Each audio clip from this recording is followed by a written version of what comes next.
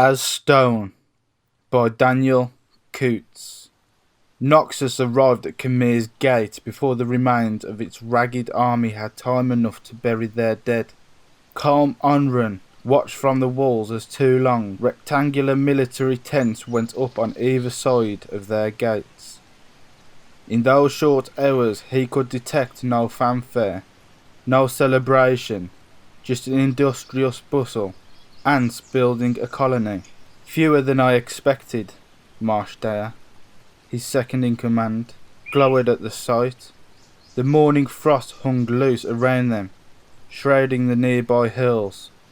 Calm rested rough hands against the battlements, wrought of fine stone. These walls had been hewn and laid by Khemir's progenitors, a reminder to both of them of their home's worth. Most of their war hosts rode on the next battlefield, Calm replied, watching as a pair of soldiers mustered out a trough large enough to water a dozen horses. He'd expect to have to invite Noxus in to feed and house them as they negotiated terms. But this army carried home on their backs and transformed the bare patch of ground outside the city gates into a safe harbour with unmatched speed. Pity, Marsh spat, then said. Calm hoped his companion's remarks were just that, but the darkness of bitter loss shadowed his words. The two men sat in silence for a while, staring down at the harbingers of empire. Marsh erupted in caustic laughter. Strength is all they respect. Perhaps we laid all our strength on the hills, Calm interrupted, and it wasn't enough to keep the flood of Noxus at bay. The battle's over, Marsh. Marsh, eyes narrowed, swept a hand over the stone wall. Stayed free of 'em this long. Take this advantage and root 'em, huh? If we show we're not afraid, maybe they'll give us the respect we deserve. A lifetime spent in the quarries had taught Calm a simple lesson. You broke the stone, or the stone broke you. Noxus had crushed against Khemir like swell against shore. All that remained for the captain was to make sure at least some of the Khemir wasn't washed away with the tide. No, Calm told Marsh. Khemir has watched Noxus borders inch closer for decades. Terrain advantage and our willingness to trade generously kept us free this long. Now, we simply endure. Marsh shifted and grew stony, defiant of the registration in Calm's voice or afraid of that same future. Calm stood, stretched, and walked back to the stairs to meet his new masters. By mid-morning the fog had lifted, replaced by the melancholic languor of Khemir's soldiers, shuffling one by one towards the Noxian commander's tent. Calm stood at the gates, silently greeting each pair of eyes as they filtered into neat rows. He'd been their captain just long enough to feel a twin sense of duty and failure towards them all. Acknowledgement was the least he could offer. Marsh wondered out close to last, clustered with a group of career soldiers. For Khemir, that was mostly trackers and trappers, their battles fought in skirmishes, each engagement a planned retreat.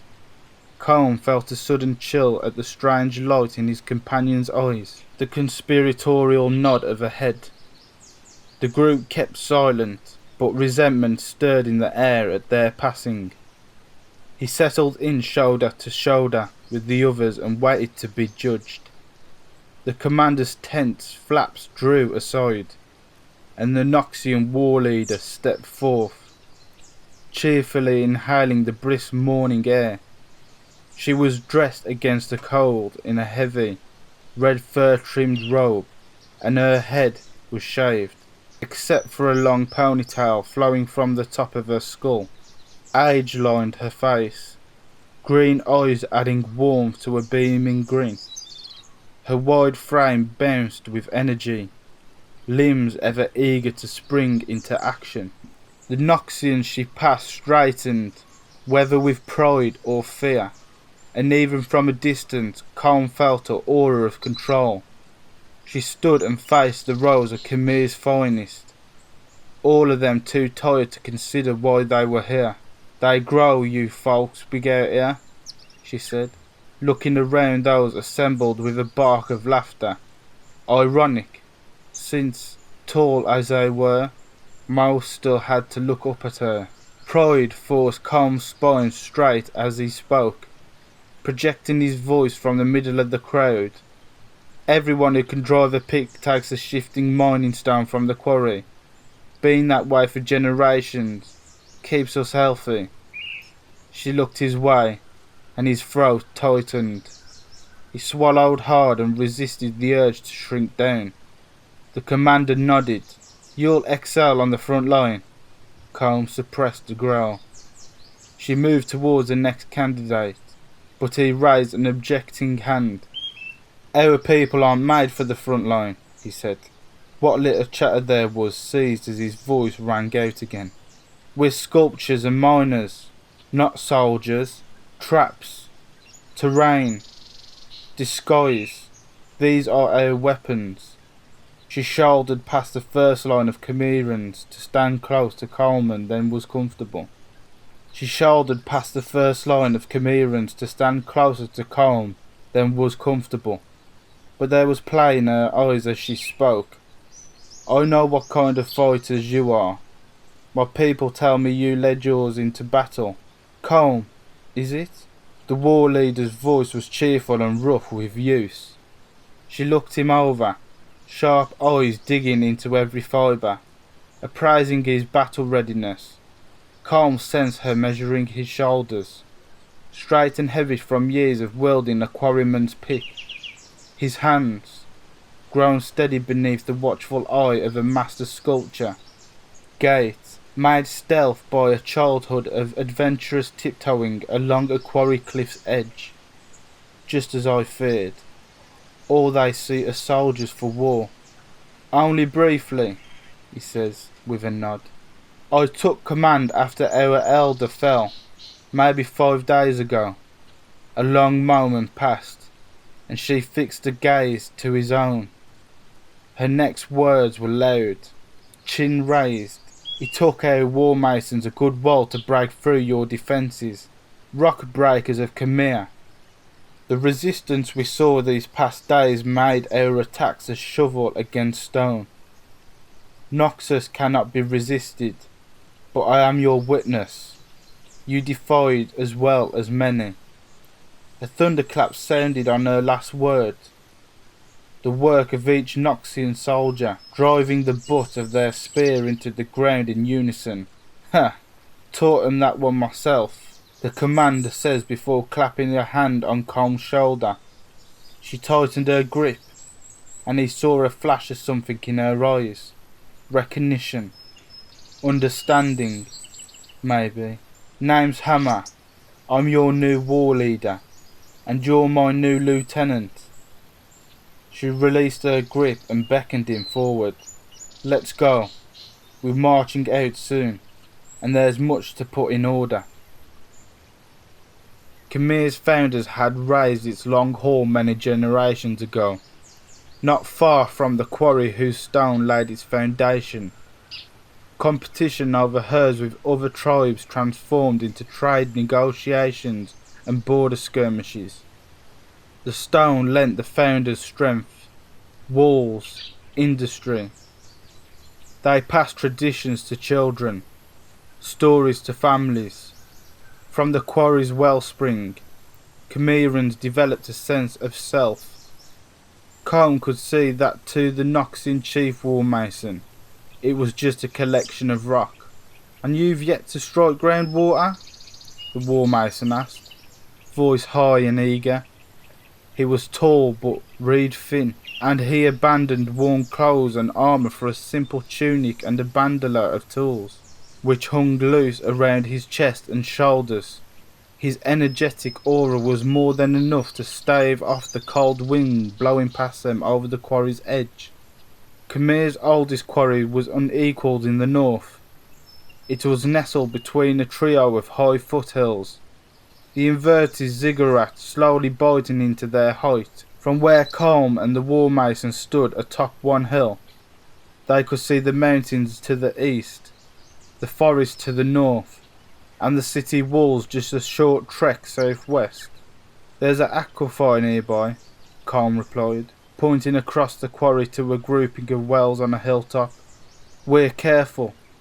We've cut a few quarries further east. A few are flooded. Marvellous, marvellous. And you mine mostly? Soapstone, alabaster, clay, limestone, and slate. We've staked out a few spans of granite, but they're too close to the aquifer for us to safely mine. Pah!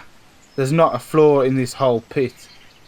The War Mason knelt down and leaned over the quarry's side, running long fingers against a stone. He closed his eyes and took a deep breath, as though absorbing the quarry's knowledge. After a moment he stood. "We'll stop digging here. No need for soft rock, but a quarry of granite this far north will be quite the boon to this war effort." Colm shared neither his eagerness nor his laughter. "That soft rock is our livelihood. Even Noxus buys our stonework." "Well," the War Mason said, eyes serious despite his laughter, "be sure to point out the best to me. Crafting the Noxus that marks out every road is an art of its own, and I can always use more skilled masons." "I've seen your monuments," Colm replied. If the War Mason felt the hard edge of Colm put on the last word, he ignored it with the cold. "Tall, simple things. Our masons are artists. That work would waste them." But the War Mason was already moving, heading back towards the trail. "All the better. Such masons can turn artistry into industry and double the output of the uninspired. I've seen it done. A risky new quarry so close to the city, half his masons out crafting monuments to the Empire." Colm frowned, but says nothing more as they began their descent back to the walls. Is this Khmer's future? "What grows here?" A thin wooden pointer thrust towards the map neatly rolled out onto a table in Khmer's long hall. Colm stared at the document, his home etched in ink and smooth scroll work. The map was accurate to the cobblestone, tight lines and neat script reducing locations to their defensive value and precise worth of stored resources. Colm wondered how long the Noxians had hidden a War Mason here, passing as a merchant or traveller, while recording details for the time when Khmer would belong to the Empire. Colm regarded the pointer's wielder, a long-haired woman wearing a long leather coat, locally sewn by its cut, with a travelling case stacked with documents and quills.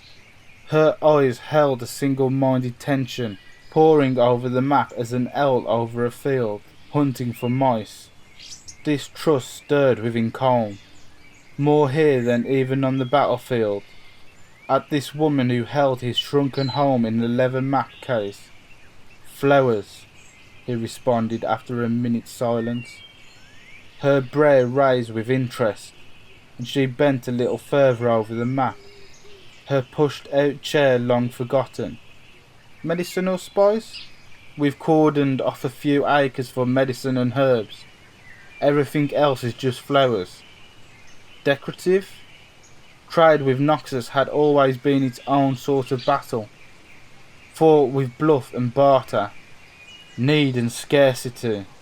But here was a master, her trade not in meagre coin or sacks of grain. Cities, walls, borders, these were her currency. With these cities splayed naked on the table, Colm turned to knowledge. The last remaining weapon in his pillaged armoury. Mostly we use them for dyes, but the flowers themselves can mean different things. It's difficult to grow them this far north, so they're coveted by our neighbours. My great-grandfather would tell everyone who listened at the time of a well-placed bundle of blue stargazers won the war with the city of Morin before it began. Colm had learnt his passion for dyes from his father, and his own private garden was regarded with envy and awe, or it had been. until he neglected it to go to war. He pointed to several spots on the map and began explaining where particular strains of flowers grew, how many generations it took to grow this colour or that, which flowers produced dye that would hold its lustre when painted on limestone, which on shale. He impressed upon the war mason the value of this knowledge to Khmer and to its trading partners. She listened without complaint, her fierce owl eyes absorbing all he had to say. When he was finished, she drew a stick of chalk from her case and scrawled a note. "You're right to be proud," she says. "This is good land, quite rare this far north. We'll use it to grow medicine." Colm's lips formed a thin line. This had been our work for generations. It would take as long to teach others our craft. There are regions south of the capital where dyes grow in the wild. You'll import them from them and grow medicine here, where it's easy to ship along our borders. Noxus should have used a chisel to carve its mark in foundations of Khmer. Instead, it wielded a mason's hammer, shearing valuable seams with each swing to get a gemstone within. "Changing this one part of Khmer will affect the rest," Colm said. "Noxus would gain more if you let us use our strengths as we had for so long." The trader opened a leather case with a snap and expertly rolled the map back into its place. "You're part of the Empire now. You are part of Noxus, and Noxus is part of you. I'll put to rest any work you do here that could be more cheaply done elsewhere. It will be to your city's benefit." This had been the response to his offers of knowledge. Suggestion. Compromise. Marsh's words rang in his head. Perhaps Noxus felt it had nothing to gain from a defeated people, that their own strength spread unassailable knowledge. He wanted nothing more than to resist, to abandon his attempts at cooperation and stand up, to say, "No, paper soldier, we'll grow dye as we always have. We'll celebrate our hand-earned spring growth as did all the generations before us. You can't put a price to this piece of our souls." Colm could see only one way to make such a declaration, and that road led to more war. If the trader witnessed any hint of this struggle, she took no pleasure in it. Colm stared a moment longer, then stalked from the hall.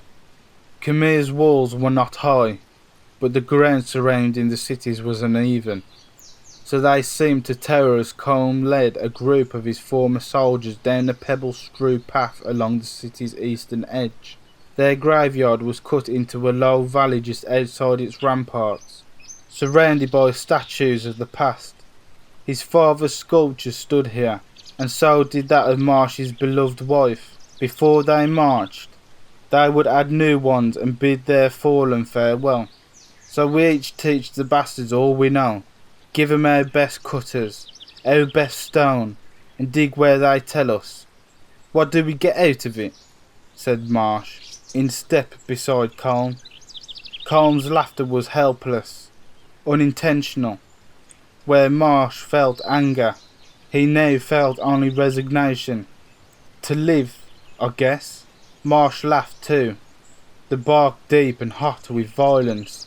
"To live as Noxians, fodder for their armies. Not enough, my friend. I want us to stand proud as Khmerans, or not to stand at all. Trader says we won't need to sustain ourselves alone, that we'll benefit by being part of the Empire." Marsh snorted. "Till what? We stop hunting food ourselves? Too busy fighting another land war?" The bigger man bent to scoop a handful of pebbles from the path and dash them against the wall in frustration. Colm had been turning the same idea in his head. "It's more than that. We've become their northern border. They'll have us turn our defence towards the tribes of the Freljord, waiting for their marauders to test the weak spots in Noxus' crawling war of expansion." He too took a pebble from the ground, rolled it in his palm, its rough bevels smashed down the sides by hammer rather than riverbed. "They'll make what they can learn from us, spread it across their empire, and put what's left of our home into their imperial coffers. another coin they may spend.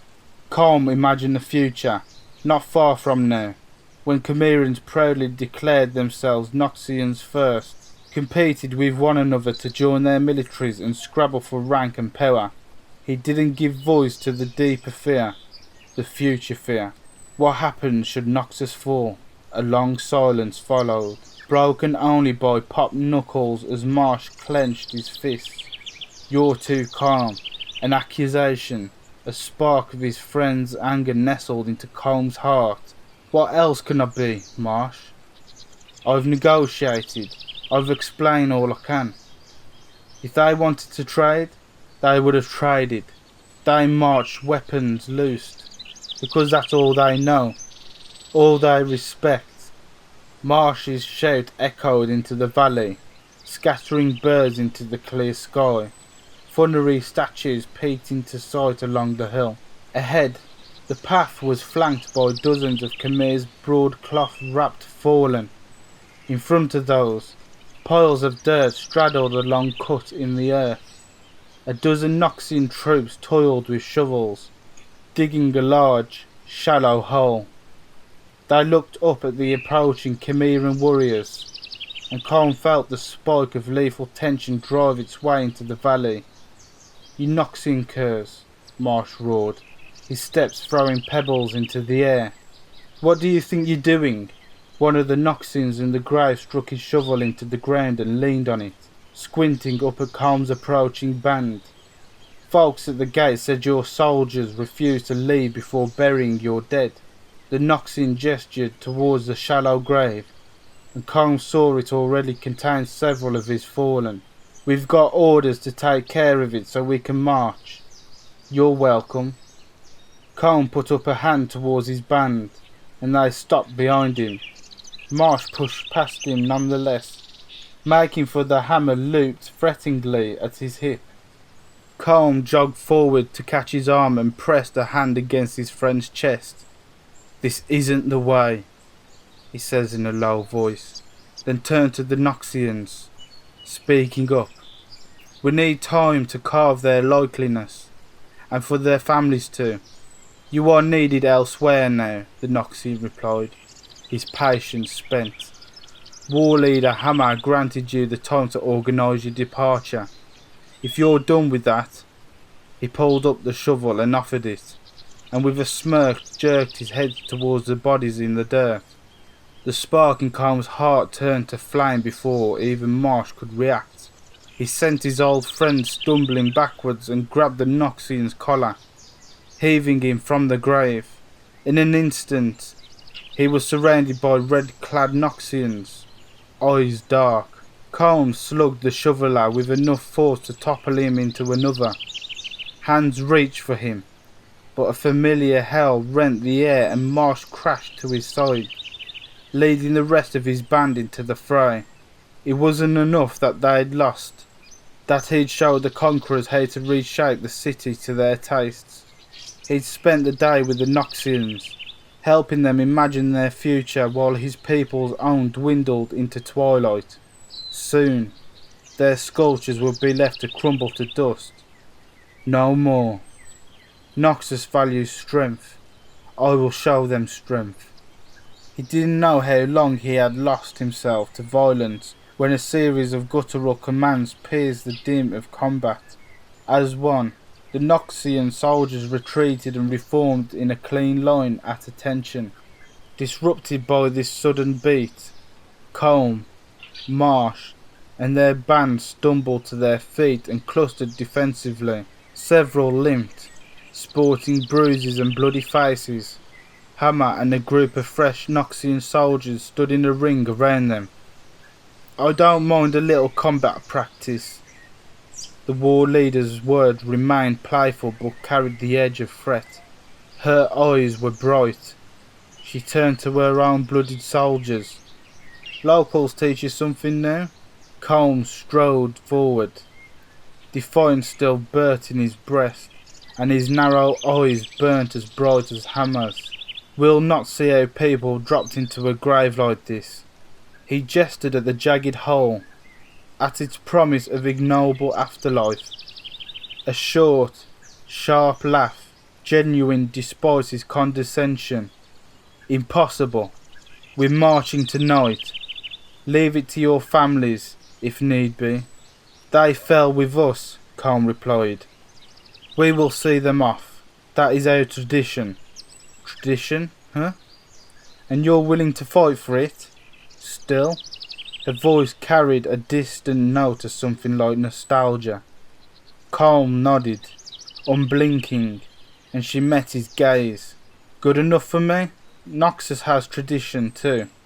And you're one of us now. Her grin widened. I'll teach you what that means. Hundreds of Chimeran lined the walls above the gates, gazing down at the pair of command tents, at the spectacle unfolding between them in the chill evening air. Colm and Hammer, stripped bare but for loose pants and bands of cloth tightly wrapped around their upper bodies, stood facing each other in the cold. Noxian and Chimeran soldiers alike stood around them, forming a wide circle. This is your tradition? Colm called, his face as serious as Hammer's was relaxed. Hammer shrugged. It's the opposite of your burial rite. Acknowledge the dead. Bid them farewell. Here, we acknowledge life. She slapped her hand across opposite shoulders, drawing the crowd's attention. First to push the other from the ring wins. When you lose, remember that you chose this fight. Colm set himself into a wrestler's stance. Noxus border came to greet us. We did not seek it. He crouched into position. Try not to look so serious, Hammer called with a wild smile and crouched to match him. They stood, stone still. Colm breathed in the cold air, put the battle at the graveyard from his mind. He had lost hope of Khmer's future. Now he would fight for its present one last time. He charged at Hammer with sudden ferocity.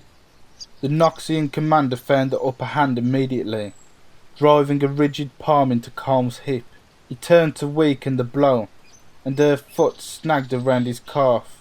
Hammer kicked up, forcing his leg from the ground, and grabbed it with her free hand. He gripped her shoulder, struggling to stay upright, and the two locked in a battle of strength. Quarryman against war leader. You think we're here to grind you into the dust of history, Hammer said, tightening her grip under his knee. Colm resisted the urge to cry out, doubling down on his efforts to shake her. He kicked his leg up, earning a strike against her ribs and a brief gasp of pain. They stepped a breath away from one another. That choice is always up to the conqueror. What choice? Submit or die? Colm's words were obsidian, sharp, and he charged before she could respond.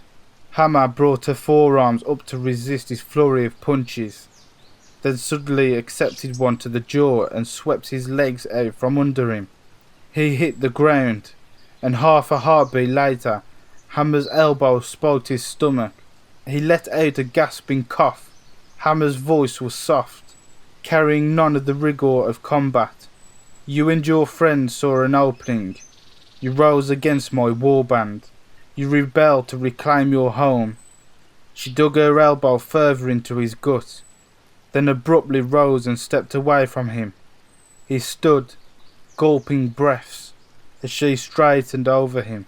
That's, he began, but cut off as she strode forward. A fine strategy. Noxus respects strength, she said, raising her fist into a ring fighter's pose. Hammer launched a series of jabs as he swatted her away with a heavy arm, giving himself more room. The next warhorse will be double the size of the one that defeated you. After that, triple. Noxtura already tower over the roads right up to your gates. The plans to expand northward past your city have existed for years. She landed a hook on his jaw, and Colm lost sight of her as he snapped back. You were conquered by Noxus long ago. I'm just here to show you that. Colm's vision swam, making Hammer's grin dance side to side in front of him. He had strength enough to lift and shape this earth. but he knew no pickaxe sharp enough could crack this Iron Empire or its Iron Ambassador. So we die then. He slowly raised his fist in defiance. Resigned or proud, he could no longer tell. Hammer's smile at last became a smear. If you wish to die today and consign yourself and your home to oblivion, then so be it. Arms shot past Colm as the war leader stepped fully into him, absorbing his meagre counter-strike and squeezing his whole upper body in a vice grip. His words were a whisper in his ear. You cherish your burial rites, Colm. Do you wish to be buried? He felt himself being lifted up and over Hammer, and sensation turned into light as an explosion at his back stole his sense. Years could have passed between one breath and the next. By the time he coughed back to life, he was being dragged by the arm towards the circle's edge. Those too proud or rigid to change are forgotten. Her words washed over him. Noxus built itself, each day, for war.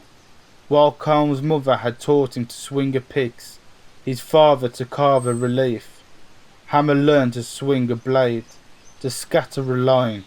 The Noxians carried war on their backs, set it to their table with bread and meat.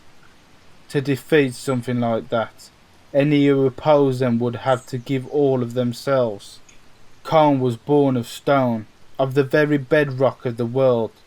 He closed his eyes, let Hammer drag him another step. He pulled up against her grip. She tightened it, and he smiled the victor's smile. He turned with all his strength, wrenching his captured arm from its socket, dug his toes into the earth, and drove beneath the war leader's bulk. He pushed, bracing to pile her across his shattered shoulder and throw her from the ring. But if Colm was stone, Hammer was the ocean. He drove forward without gaining an inch.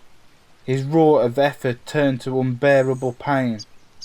Hammer brought a fist down into his spine, and he scrambled backwards, hunched, arm hanging limp from his heaving frame. Hammer's lined face creased into satisfaction, cold eyes alight. She gave him a solemn nod, viper quick, an uppercut forced to his body straight, and a heel drove into his stomach, launching him from the ring. A deep quiet filled the evening air, the stillness of earth after quake. Colm dropped to a knee, eyes closed tight against the agony of his ruined shoulder of reality. He wouldn't drive a pick again. You're not much of a fighter, Hammer says, not caring to suppress her mirth as she crossed the tower over him. Colm squinted against her presence. Boy, you asked for a fight and gave yourself to it, the best of yourself. Judging by the twist in your shoulder, I respect that. She stuck a hand beneath his good arm and pulled him to his feet. He cried out as a starburst of pain clouded his vision. But Colm would not bow his head, not while his people watched. He took a deep breath and met those cold eyes. We will serve, war leader. We will watch as Khmer's crumble into dust, replaced by a Noxian warpost. Hammer's laugh was a sharp clap in the still air. Some of you will serve, she says, nodding towards Marsh and his followers, who were fuming in anger, silence that seemed likely to break sooner than later. But you, Colm, you're no soldier. You made yourself into one because Noxus came to your doorstep, because your people needed you to be one. Now they need a leader.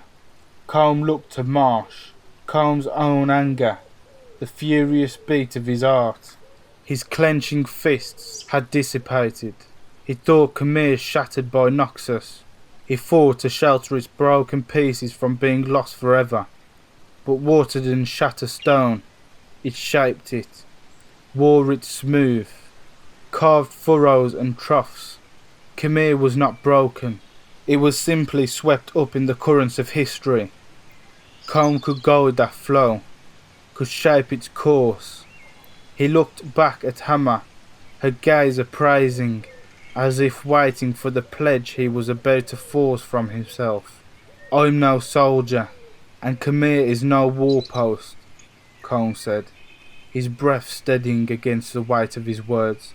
"Khmer can offer much, but it stands as stone, and it's silent. Hard edges will resist." He kept Hammer's eye as he gripped the bicep of his shattered arm, ignoring the surge of pain as he raised an outstretched hand. "Let me be your chisel, and Khmer will serve Noxus to its fullest. Whatever secret hopes Khmer's people held as they stood atop its walls this day, that perhaps their leader will find a way to resist, to expel Noxus, to dam the flood, would dash with Colm's offer of fealty.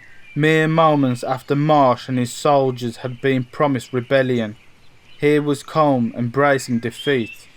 Perhaps they would struggle with his decision, the way they had struggled against Noxus, but that was a fight he was prepared to win. Hammer regarded his offered hand for a brief eternity. Colm didn't let his gaze waver, allowed her to savour the result of her lesson. Finally, she grasped his arm with hers, crushing strength sending waves of shooting pains across his shoulder as she pushed his shoulder back into place. But she grinned as he returned the expression through tears streaking his dusty face. "You are a fine leader for your people, Colm of Khmer." The war leader took a step back, and her soldiers stood to attention. "Take the night, bury your fallen. In the morning, send me a warband with fighters, real fighters, on the double. Give me your best, and I will teach them war." She stepped back from Colm. "Lead, and make Khmer strong, for Noxus and for your people." With a final thunderclap of staves against stone, Hammer and her troops departed for their tents.